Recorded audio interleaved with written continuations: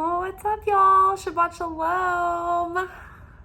It has been my day off today. I've been working 6-day weeks, so I was so excited to have today. I tried to make all the most of it, so I feel like I lived 1,000 lives. I did some errands. I made it downtown to the cobbler to pick up my boots. They had been resold. I got an oil change very quick. I was able to read my book while I was sitting there waiting for my oil change. And then I got to run, I got to garden, I got to do a couple of chores, I got to work out, do some dancing and some more gardening, and I made content. And so I feel tired, but I feel good. I feel like I had a really full day, and I went on one of my walks. So I am happy, girls. And then on top of that, Greg bought the 2025 prediction series. Yay. Thank you. Yay. I was so excited. It made my day. I was like, oh, yay. It just felt like a little hug from the universe. So thank you so much for your purchase.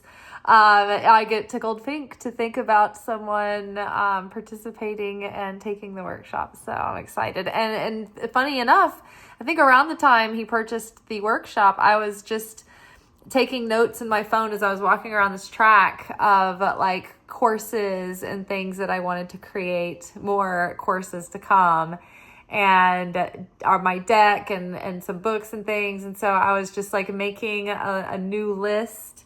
And I think that just opened up all of this flow from the universe. So thank you so much. So happy. All right. So we're here for our weekly energy oracle forecast. Oh, I also want to say, we're not here for our weekly energy oracle forecast. We're here for the weekend reflection message. But two things I was going to say. So sometimes you have to push through and persevere. And that has been what the last couple of weeks have been all about. And this reading goes into that as well. So, life gives us the outline of the episode that we're going to be playing out, like Curb Your Enthusiasm. And we, as the players in the scene, kind of decide how we show up and improvise how we handle these situations. So sometimes our blessings come through, but they need like the sacrifice of a small suffering or a resistance or a challenge. And so today, I can't remember whether it was last night or this morning, but my mom texted me and she was like, it's going to storm tomorrow. I was like, no, I don't want it to storm. I had like a full day planned, and I had to go downtown and park and walk through the city. It's not going to rain. I just won't accept it. It won't do for tomorrow, and it's going to be a beautiful day, and I'm going to still go run, and I'm going to do all the things that I wanted to do, and I'm going to enjoy the sun. So I woke up this morning, and it was cloudy, and it looked like it was going to storm, and I was just like, I'm in acceptance, but I'm not really buying it. I don't think it has to storm. It could just look cloudy, and I'm just going to keep going about my day as if everything were fine. So I shit you not, all day long, it kept looking like it was going to storm, and then it would get sunny. And then it would kind of get like it was going to storm again, it would get sunny. But I just held the belief and the certainty that I would be able to complete my day and have a nice day and have good weather and not have to deal with it. And I don't even think it's raining yet. Like, I even watered my garden because I'm not even so sure that it's going to actually storm after all. So that sometimes you just have to see, okay, I know that the app says it's going to rain. I know that the weather says it's going to rain. I know like people are calling me and telling me it's going to rain, but I have to keep going about my business, and I choose my reality. And I'm just going to keep persevering and act as if there is no rain. And sometimes there is no rain. A lot of times I have successfully been able to maintain sun when I want it or need it. So I don't know if it's coincidence, but it seems like it's been a common occurrence, although I don't have it like on command. Like I can't like just summon a storm like on, but you guys, you can be empowered to play with, see if you can stave off a storm on, a day that you have errands, and see what you can do with your prayers. But so that was but I think that you just have to like take a leap of faith. You have to act knowing that the means will be provided. So you have to put yourself out there, let it go on about your day as if, and keep going. Now, the second thing is that I started to get a migraine this afternoon, probably because of the barometric pressure going back and forth with the storm, maybe storming, maybe not. And so I just was like, I'm just going to take an Excedrin. I'm going to keep going about the day, and I'm just going to keep going along with my business as if everything were fine. And sure enough, that I'm only just now feeling the pain creeping in, like I need to take some more Excedrin. So thank God that I have had a really great day, and that I've not had a migraine, and that I've had an overabundance of things to appreciate and enjoy, and all has been good, and the weather has been beautiful. So, and within all of that, I had some good ideas. I felt renewed, and Greg bought the 2025 prediction series. Yay! Okay, so our cards for the weekend are a perfect end cap of continuity for our beginning message for the week from our anchor message, and then our midweek message, and to bring things to conclusion today. It couldn't be more perfect. So from the Radiant Sun Oracle, we've got Jupiter in Gemini, which is bluff. We have Mercury in Taurus, which is resistance. And then we have Sun in Leo, which is fortune.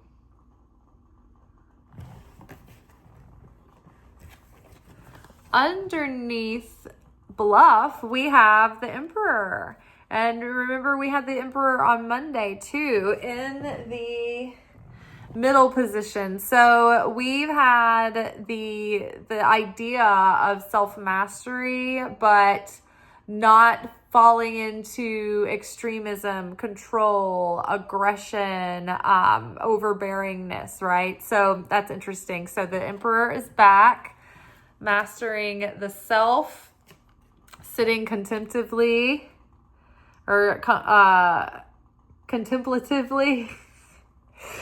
We have resistance with the Lovers here.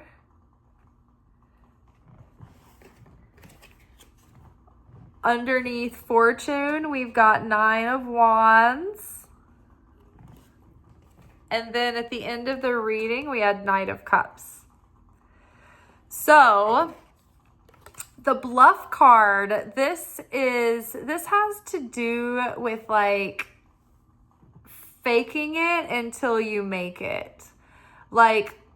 Going through the steps of something, or putting on the costume of something, dress rehearsing something, going through the motions and pretending to be an expert until you become the expert. And so, it might be a little sleight of hand, but it's you're expanding your ideas, taking a step and acting in faith, knowing the means will be provided. But also it's you're seeing beyond what is physically obvious, and you're seeing through the veil. And you're seeing, because here we have the Emperor sitting here contemplating and almost looking back and reflecting. And this whole week we've been seeing how the pieces all fit together, and we've been having this revelation and insight about what's been driving our motivations and what's been preventing us from being successful, what's been undermining our efforts, what's been thwarting us, what has been sabotaging us right at the last minute, right? What causes us to be right there so close and then spill out the miracle juice every time. So as the Emperor, it's we've been sitting here taking responsibility, taking ownership, and being the spiritual leader of our life. and learning, okay, how do I start practicing the embodiment of the higher self, being the emperor in my next level when I don't quite know how to be that yet. But like, if I fake it till I make it, I can pretend, like putting on that role of self-mastery. Okay, detach, observe. What would my higher self do in the situation? I may not know instinctively what move that is yet because I'm teaching my subconscious a new reality, a new programming, right? Because we're seeing through our old subconscious defense mechanisms that have been driving our like reflexive choices and decisions. And so now we're like, okay, great. This has been driving my patterns. So now that I see this, I have taken its efficacy away. This subconscious defense mechanism that goes off, it's like an alarm system that's tripped. And it's like, finally we know, oh, this is a drill. This isn't a real fire alarm. This is like, the system is faulty. And so I know it's not a real fire alarm. I don't have to do the whole, evacuate the building and whatever. So same with these subconscious reflexes that come up now that we see, okay, when we're triggered, or it's like, it's much more obvious to us now when our stuff is coming up and our patterns are coming up. We see, okay, this loop, this storyline is not desirable. So I don't want to go there again. So I'm going to pause. I'm not going to be reflexive. I'm not going to be in this lower, carnal, animalistic level of consciousness that's just reactive and reflexive and operating from fear and need. But rather, I'm going to be sovereign, and I'm going to use free will, and I'm going to pause, and I'm going to detach from my situation a little bit and not be driven by my emotional impulses or purely my logic. I'm going to transcend both of those things and tune into my higher power and higher guidance and let that take the lead as well.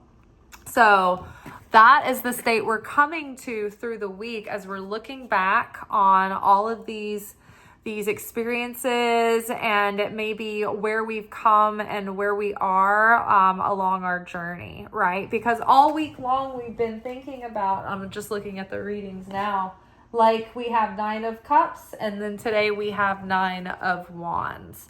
We had 7 of Wands, which is like, to me, the cousin of 9 of Wands. So all of these opportunities for change and illumination and self-realization so that we can have the illumination that allows us to be free and truly liberated from anything that has hold over us or control over us. It's like we liberate ourselves from having rising above our needs really, or cravings, or like yearnings for anything. And so when we have need of nothing because we have everything and we feel whole, then nothing can really control us. Nothing can own us. Nothing can push us around. It's like we're totally rogue, right? At that point, like we are in the driver's seat. We are sovereign. So we've been looking back. Okay, what's been holding us back? What's been preventing us from being in a state of fulfillment or harmony or flow? What has been keeping us from this illumination? What has been keeping this blocked from our awareness, right? So this resistance card with the Lovers, it's like the Lovers is like deciding the path before you and what path you choose, and choosing from the heart and from being guided by the Spirit, the Holy Spirit. And so it's like we see all the ways that we've been resisting the path, but we thought and it felt like the path was resisting us. It's like, where's all this resistance coming from? Why is the universe pushing me out of my destiny? And it's like, it hasn't necessarily been the universe pushing us out of our destiny, but it's been our failure to rise to our higher self, that consciousness, that ability to show up consistently, right? And follow through for ourselves consistently and with devotion and commitment and discipline. It's our tendency to let things build up into this vitriol that is so toxic that it undermines all of the other huge piles of good, compounding good that we do. It's like this little bit of poison, like like contaminates the whole vat of good things, right? Of clean water, right? So we're seeing where it's happening. We're seeing how our resistance and how our shortcomings and our avoidance or failure to be able to choose or our indecision, right?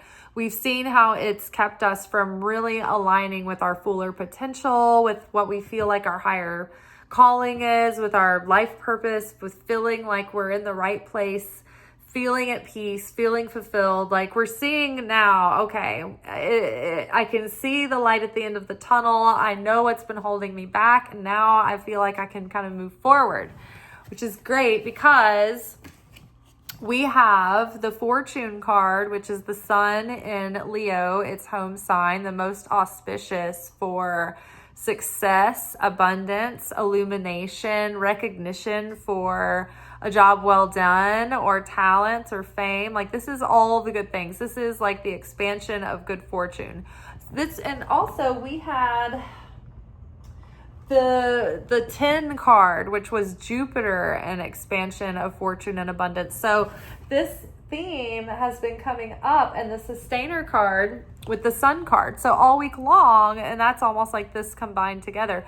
All week long, we've had messages hinting around at the coming of an influx of a windfall of abundance and goodness and good things, and so much to appreciate, so much forward positive movement.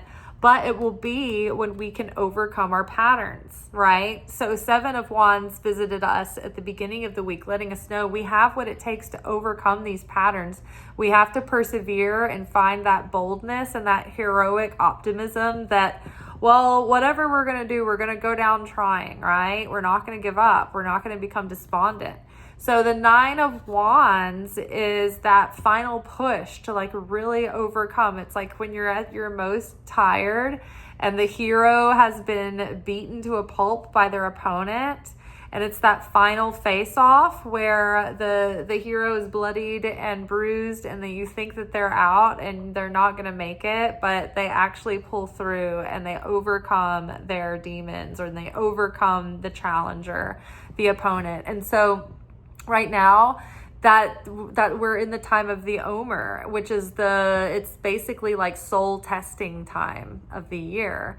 But this is like all the tests that we're taking every week are opportunities to like advance to our next level and to reveal more and more miracles and more of that light within us. Because when we overcome challenges, what we do is we're breaking those shells of negativity called klipot that have built up over our lifetimes and over this lifetime. And these shells of negativity are a veil that shroud our inner light, and they keep us in separation from complete union with the Creator. And they cause us to be forgetful and not be able to remember our fullness and our wholeness and our oneness with God and our divinity, and have that like unencumbered instinct for what is the right direction and what is going to lead to good, right? In the fall of Adam and Eve in the Garden of Eden, when we ate of the fruit of the tree of good and evil, knowledge of good and evil, we introduced ourselves to confusion and not knowing what is purely good and what isn't.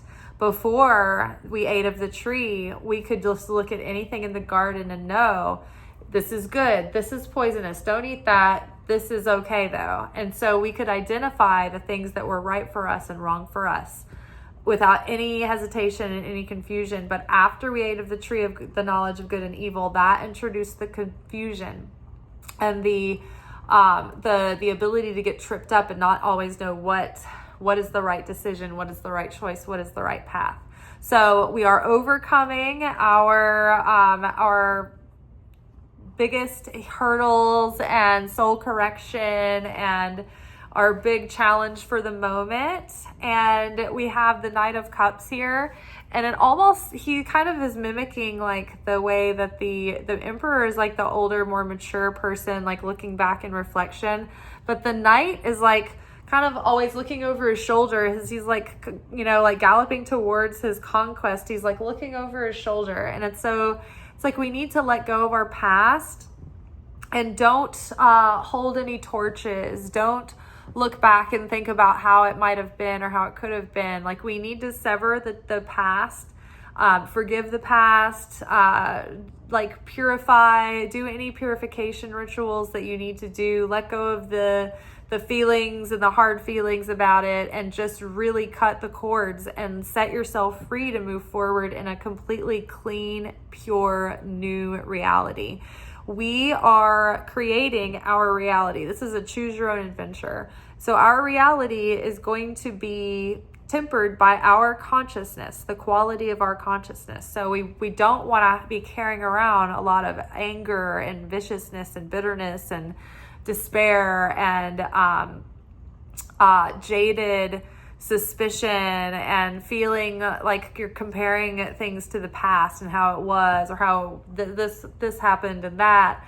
You want a new clean slate and a fresh start. And so if we want to really get excited and offer ourselves to life and fully be ready to receive what life has to offer, then we have to stop looking back over our shoulder behind us like Lot's wife, which when she did that, she was frozen into a pillar of salt, right? So we need to keep our eyes forward, focus on our current present intention, and be present in the now, because that's where our power is, as our Eckhart Tolle says. All right, you guys, that is all for tonight. So tomorrow is one of my coworkers last night at work, and she's worked there for a really long time. So I'm guessing we probably will go out after work to celebrate her. That is highly likely. So if we do have a video tomorrow night, it'll be our Secret Teachings of Jesus, Saturday night secret sermon. And if I do not make a video, then it's because I am out drinking, and I will make our Sunday night video after work on Sunday, which will be our weekly energy oracle forecast. So we'll be together next time for one of those two. All right, peace. As we finish the week, we reflect on how we've resisted the path and why it has felt like the path has resisted us. We can see what has previously kept us separate from our union with God. Union manifesting as conscious illumination, flow, harmony, fulfillment. It's becoming more clear what has been holding us back, sabotaging our efforts and keeping us stuck in old patterns. We've made revelatory connections and insights throughout the week as to how the challenges of our past were designed specifically to reveal this consciousness and understanding to us. This understanding is what allows us to decidedly pause and detach from our egoic animal instincts to become reflexively reactive to our reality. Now that we've glimpsed a little further through the veil and know what we have to do to unblock our resistance to our next level, we've got to devote ourselves to choosing this path with all of our consciousness, because our consciousness is what is generating it. The more we can practice acceptance, appreciation, and heroic enthusiasm, the more we overcome our lower nature, the more miracles that will be revealed. Overcome the desire to receive for the self alone and become a vessel that receives for the sake of sharing. Restrict the desire to receive instant gratification and instead choose what will yield true value, and let go of judgment to transmute your vitriol. Speak blessings into your life and be glad for others. Rinse and repeat.